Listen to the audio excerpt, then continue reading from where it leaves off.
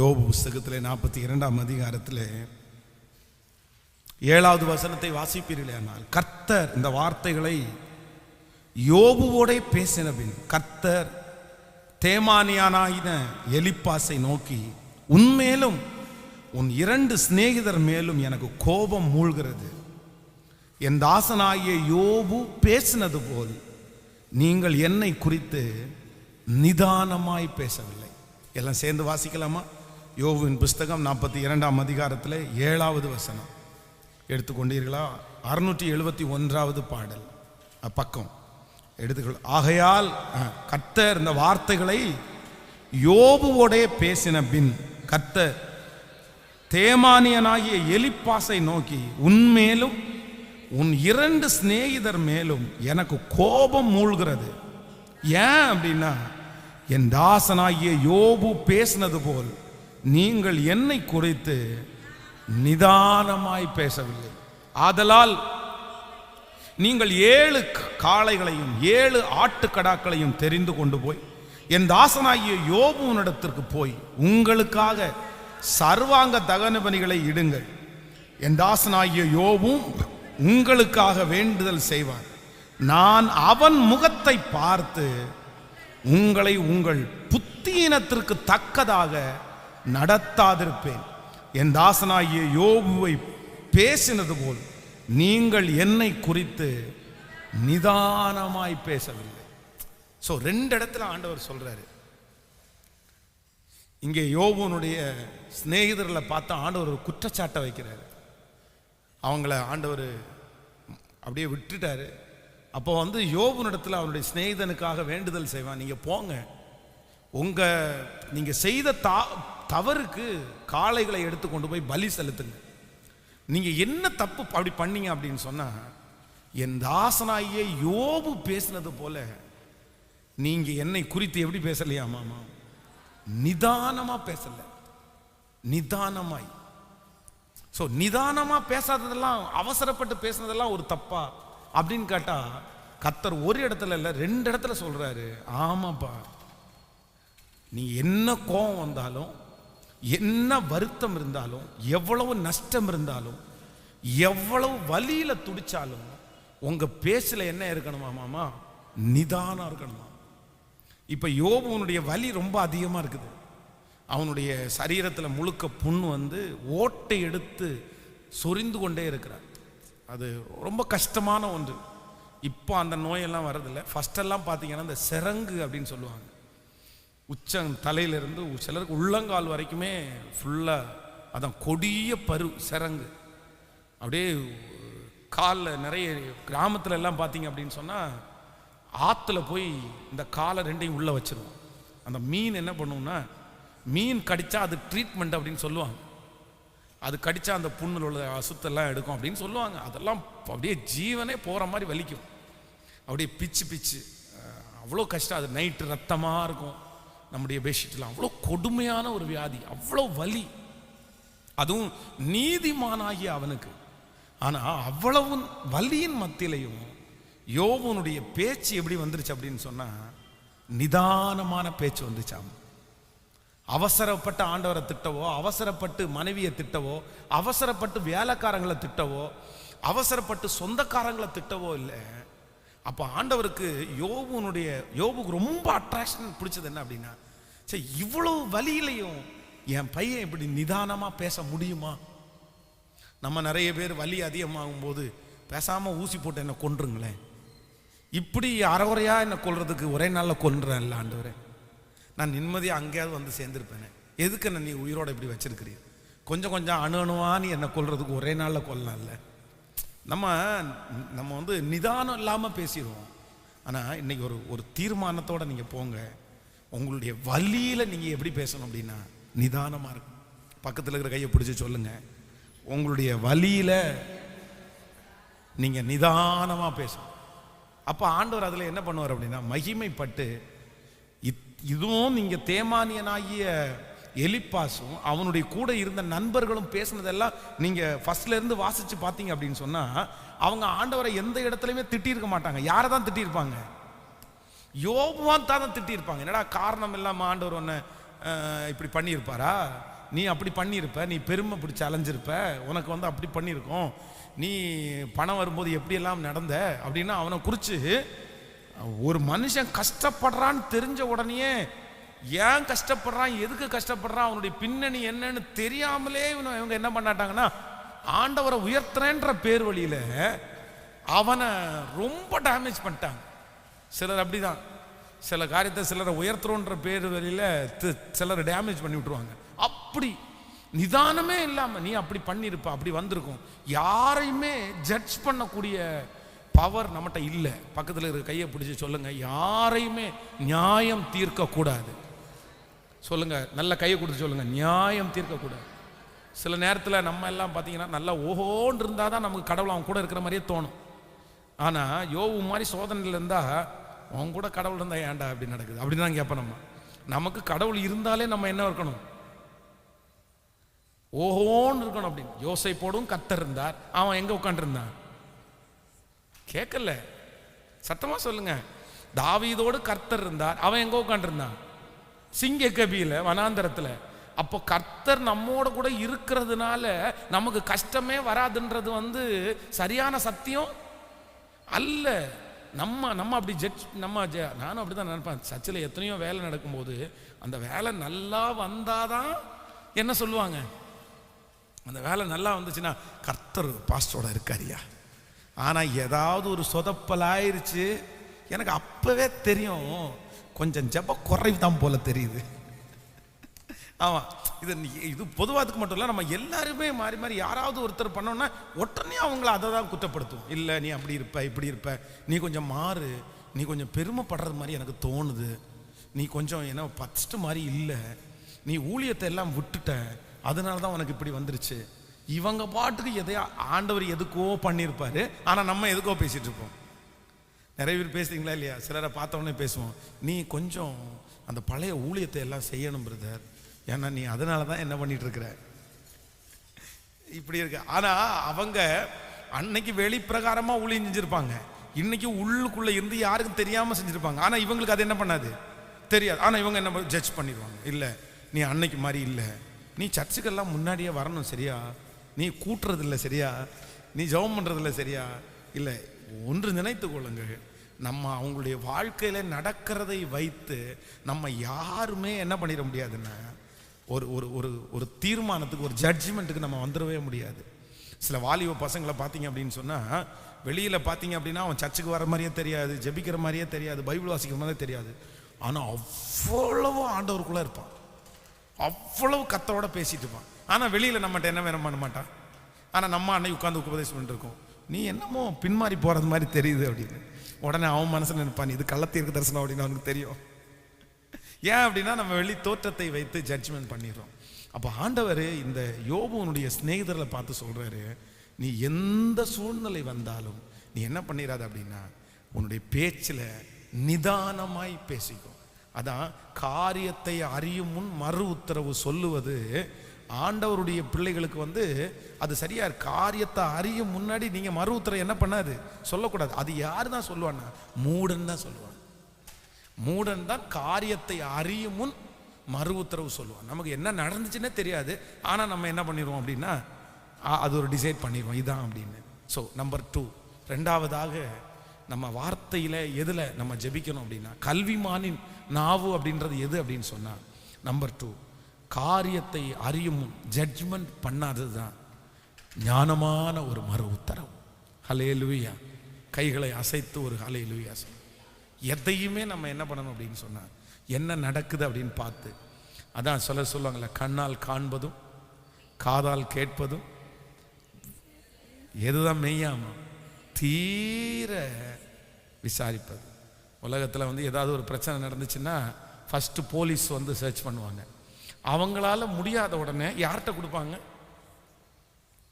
CID போலீஸ்கிட்ட கொடுப்பாங்க. இந்த சிஐடி போலீஸ் என்ன பண்ணுவாங்கன்னு நினைக்கிறீங்க? சிஐடிட்ட அந்த அந்த கேஸ் போயிடுச்சு அப்படின்னா 6 மாசத்துல 1 வருஷத்துல கூட அந்த தீராது. அவங்க வந்து டைம் எடுத்துக்குவாங்க, 2 வருஷம் 3 வருஷம் அந்த மாதிரி டைம் எடுத்துக்குவாங்க. ஆனா 2 வருஷம் 3 வருஷம் டைம் எடுத்தாலும் அவங்க ஜட்ஜ்மெண்ட் எப்படி இருக்கும் அப்படின்னா கரெக்டா இருக்கும்.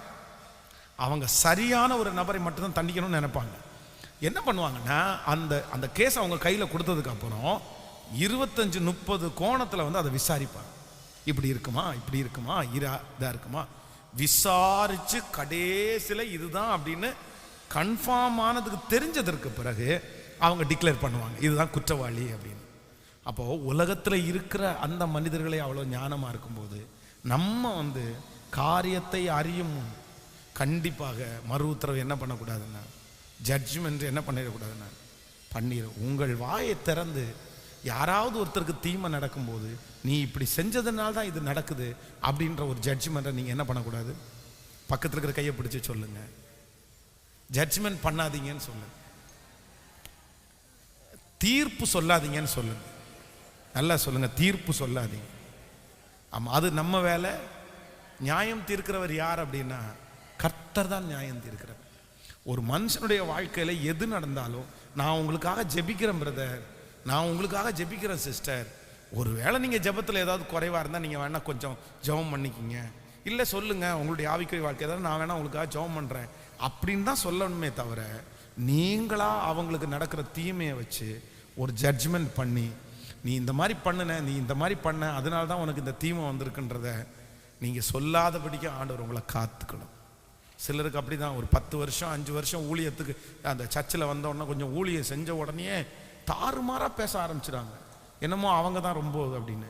அதுவும் சில இடத்துல போய் பார்த்தீங்கன்னா சிலரை அடிமையாக வச்சுக்குங்கிறாங்க. எப்படி தான் அடிமையாக வச்சுக்கிறான்னு தெரில.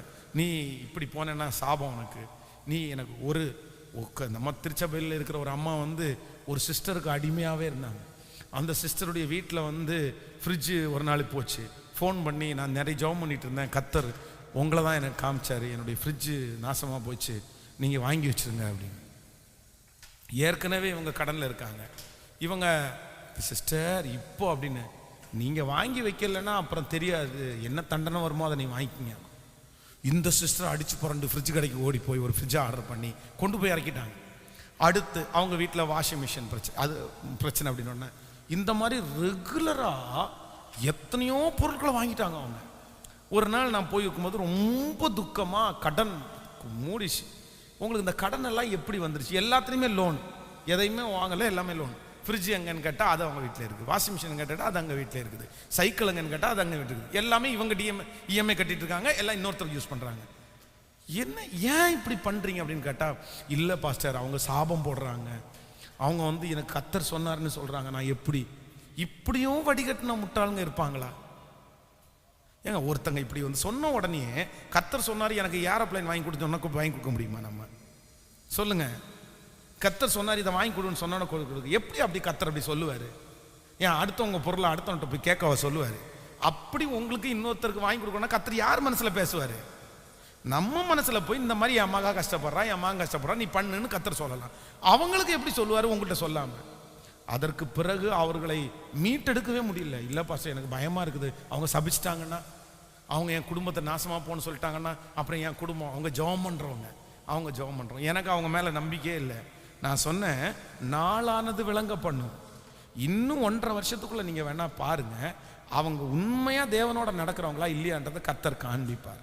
அவங்க வந்து பார்த்தீங்க அப்படின்னா இந்த ஜுவல்லெல்லாம் கலட்டி அப்போது அதுக்கு பார்த்தீங்கன்னா காதில் கழுத்தில் எதுவும் போடாமல் அவ்வளோ எதுவுமே தங்கத்து மேலெல்லாம் எனக்கு ஆசை இல்லை, கர்த்தர் என்ன கழட்ட சொன்னார் அப்படின்னு தான் பண்ணாங்க. திடீர்னு 1.5 வருஷம் தாண்டி பார்த்தா எல்லாத்தையும் திருப்பி போட்டுக்கிட்டாங்க. எல்லாத்தையும் திருப்பி போட்டு அப்படியே அப்படியே பெரிய குண்டனெல்லாம் போட்டு வந்துட்டு இருக்கிறாங்க.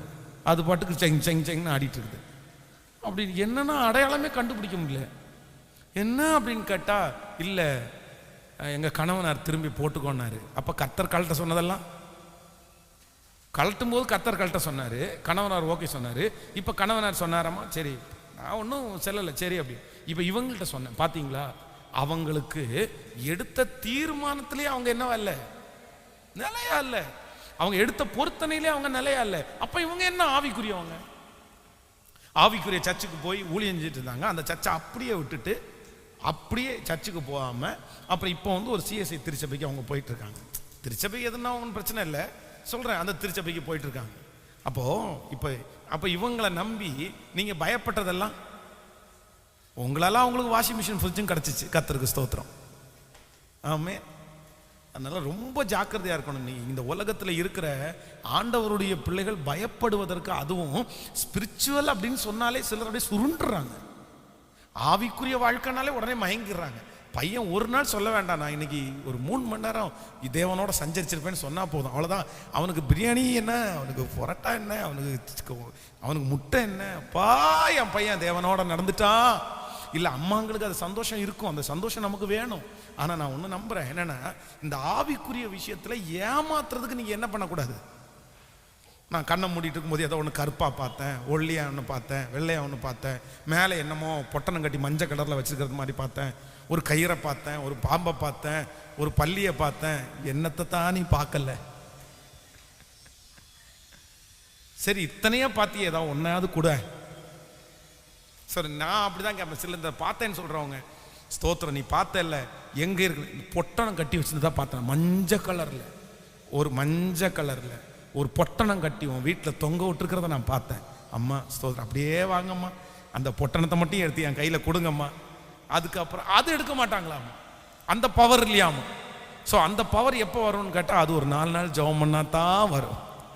அந்த ஜெபத்துக்கு என்ன வேணும்னா 4 இளநீ, 2 கிலோ ஆப்பிள் பழம். இது என்ன பூசாரியா இது? நான் என்ன சொல்கிறேன்னா, இதில் எல்லாம் ஆண்டவருடைய பிள்ளைகளுக்கு கண்டிப்பாக ஒரு விழிப்புணர்வு வேண்டும். யாராவது ஒருத்தர் இப்படி சொல்கிறாங்கன்னா உடனே அப்படியே, நான் என்ன சொல்கிறேன்னா, அப்படியே விழுந்துடக்கூடாது. ஜோசியக்காரங்க எல்லாம் கிடையாது ஆண்டவருடைய பிள்ளைகளுடைய வாழ்க்கையில். நம்ம எதுவும் ஜோசியம் பார்க்க போகிறதில்ல. நான் என்ன நம்புறேன்னா, உங்களுக்கு வருகிற ஆபத்தை இன்னொருத்தருக்கு சொல்லுகிறதுக்கு முன்பாக ஆண்டவர் கண்டிப்பாக உங்களை எச்சரிப்பார். அதனால இதுக்கு என்ன, இது ஏன் அப்படின்னா, இது உங்களால் தான் உண்டாகிறது. ஏன்னா எல்லாரையும் கூப்பிடுறது, வர்றவங்க போகிறவங்க எல்லார்ட்டையும் தலையை கொண்டு போய் கொடுத்துட்றது, ஜெபம் பண்ணுங்க அப்படின்னு. நான் சொல்கிறேன், ஊழியக்காரர்கள் உங்களை ஆசீர்வதிக்கிறது எனக்கு பிடிக்கும், ஆசீர்வதிக்கட்டும், நல்லா ஜெபம் ஜெபம் பண்ணுங்க. பரிசுத்தவான்கள் உங்களுக்காக ஜெபிப்பது, தலை மேலே கை வச்சு ஜெபிக்கிறது ஆசீர்வாதம். ஆனால் ஒரு ஞானமாக செயல்படுங்க. யாராவது ஒருத்தர் தீர்க்க தரிசனம் சொல்கிறாங்கன்றதுக்காக நம்ம உடனே அவங்க பின்னாடி போயிடக்கூடாது, அப்படி போகக்கூடாது. நான் சொல்கிறேன், தீர்க்க தரிசனம் என்கிறது கர்த்தருடைய பைபிளில் இருக்குது. ஆனால் தீர்க்க தரிசிகள் இருக்கிறாங்களான்னு கேட்டால் கண்டிப்பாக இருக்கிறாங்க. அது என்றைக்காவது ஒரு நாள் நமக்கு வெளிப்படும். நான் இந்த பேர் சொல்லி கூப்பிட்றாங்கல்ல, இதெல்லாம் ஃபஸ்ட்டு அவ்வளோ ஈஸியாக நம்ப மாட்டேன். எப்படி இது பேர் சொல்லி கூப்பிட்றாங்க, எனக்கு புதுமையாக இருக்குது அப்படின்னு. ஆனால் எனக்கு தெரிஞ்ச எனக்கு ரொம்ப நெருக்கமான ஒரு நண்பர், அவர் பார்த்தீங்க அப்படின்னு சொன்னால் நல்ல ஒரு கிறிஸ்தவர். அப்படின்னா அப்படி தெரியும் இல்லை நமக்கு, அந்த கரெக்டான அளவுகோலோடுள்ள ஒரு கிறிஸ்தவர். அப்போ அவர்கிட்ட கேட்டேன் ஒரு நாள், உங்களுடைய ரட்சிப்பு என்ன காரணம் அப்படின்னு கேட்கும்போது அவர் சொன்னார், இந்த மாதிரி ஒரு நாள் நான் போதைப் பொருளுக்கு ரொம்ப அடிமையாகி விடுதலையாக முடியாமல் நான் சூசைட் பண்ணுறதுக்காக ஆயத்தமாகி, எங்கள் ஊரில் அப்போ ஒரு கன்வென்ஷன் நடந்து, அங்கே ஒரு தேவனுடைய ஊழியக்காரர் வந்தார். நான் அந்த தெருவில் நடந்து போகும்போது என் பேரை 3 டைம் சொல்லி கூப்பிட்டாரு, நீ இந்த நிலைமையில் இருக்கிற, நீ வா, உன்னை கர்த்தர் தொடராருன்னு சொன்னார். அப்போ நான் திரும்ப என்னைய கூப்பிட்ற மாதிரியே தெரியுதுன்னு சொல்லும்போது, அவர் 3ஆவது டைம் கூப்பிடும்போது என்னுடைய சரீரத்தில் என்னமோ ஒரு வித்தியாசத்தை நான் உணர்ந்தேன். ஸ்ட்ரெயிட்டாக என் காலு ஸ்டேஜுக்கு நடந்து நான் போய் நின்னேன், எனக்காக ஜெபம் பண்ணாங்க. அன்னைக்கு தூக்கி போட்ட குடிப்பழக்கம் இன்னைக்கு வரைக்கும் எனக்கு வரல அப்படின்னாரு. ஸோ அப்போது தீர்க்க தரிசனங்கள் இருக்கான்னு கேட்டால், அது அவங்கவுங்க விசுவாசத்தின் அளவின்படி கண்டிப்பாக இருக்கு. நம்ம அதை என்ன பண்ண முடியாதுன்னா, குற்றப்படுத்த முடியாது. சிலர் இயேசுவை பார்த்தேன், அவருடைய பிரசன்னத்தை உணர்ந்தேன், அவரோட நடந்தேன்னு சொல்றதை நம்ம தப்பு சொல்லவே முடியாது. ஏன்னா அது அவர்களுக்கு நல்ல ஒரு அனுபவம் ஆண்டவங்களுக்கு கொடுத்துருக்கலாம். ஆனா நீங்க ரொம்ப ஜாக்கிரதையா இருக்க வேண்டியது என்ன, அவர்களுடைய கனிகளினாலே அவர்களை அறிவீர்கள். கனி இல்லாத ஒரு பர்சன், குடும்பத்தை சரியா நடத்தாத ஒரு பர்சன், ஒரு தாழ்மை இல்லாத அப்படிப்பட்ட ஒருத்தர் எனக்கு அப்படி இருக்கு இப்படி இருக்குன்னு சொன்னா, நீங்க ஒரு காலம் என்ன பண்ணிடக்கூடாதுன்னா, நம்பிடவே கூடாது. ஆமேன்னு சொல்லுங்கள்.